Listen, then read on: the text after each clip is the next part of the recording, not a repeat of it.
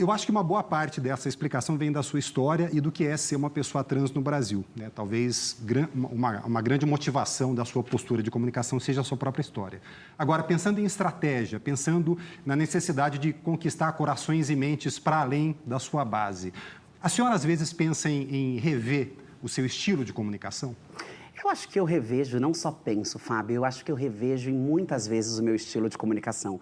Eu vou ser muito sincera com você que às vezes eu gostaria de ser até mais dura do que eu sou. Às vezes era preciso ser mais dura do que eu sou. Agora, há uma deturpação de algumas coisas que são colocadas para criar essa pancha de antidemocrática. Eu acho isso, assim, até um pouco curioso, tentarem atrelar isso à minha imagem. Porque a gente não pode, e aqui eu quero evocar aquela reflexão de Malcolm X, confundir a reação dos oprimidos com a violência dos opressores, né? Nós temos, às vezes, algumas reações que são a medida necessária para que a gente possa fazer frente à onda de violência, à onda de ódio, à onda de ataque. Não dá para esperar que uma pessoa que está sendo apedrejada, que está sendo ridicularizada, que está sendo violentada, que está sendo negada da sua própria identidade, reaja com flores e com palavras dóceis. Mas, pensando nisso que você coloca, do ponto de vista da estratégia, muitas vezes eu acabo amaciando, muitas vezes eu acabo deixando de pontuar algumas coisas. Na primeira reunião, por exemplo, da Comissão das Mulheres, eu busquei adquirir uma postura mais dócil que eu era capaz de adquirir. E eu nem sabia que era possível ser tão dócil naquele momento,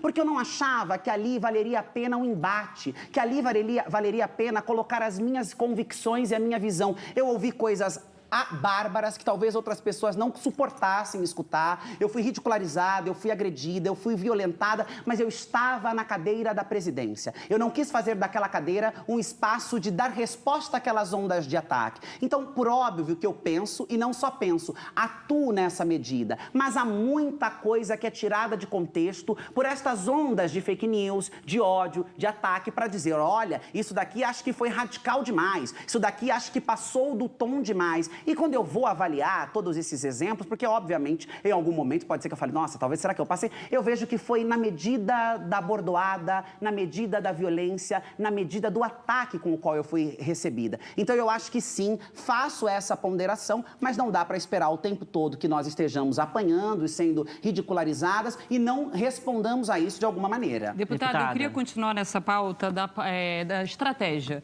Bom, eu acho que tantos decibéis gastos nessa questão da eleição para a comissão mostrou que a pauta trans ela divide o eleitorado. Uma pesquisa, por exemplo, da More in Common, mostrou uma boa aceitação para o nome social, mas uma alta rejeição popular para o uso de banheiro feminino por mulheres trans ou a participação em esportes, que são considerados espantalhos eleitorais. Quando tentar a reeleição, o presidente Lula, a quem a senhora apoia, ele deve dar... Qual o espaço que ele deve dar a essa pauta? Porque dentro do campo progressista eu vejo duas linhas. Uma que fala num recuo estratégico diante de uma chance real da vitória do bolsonarismo e outro que fala que é injusto pedir que uma minoria tão marginalizada pegue a senha e volte para o final da fila. Qual linha a senhora seguiria agora?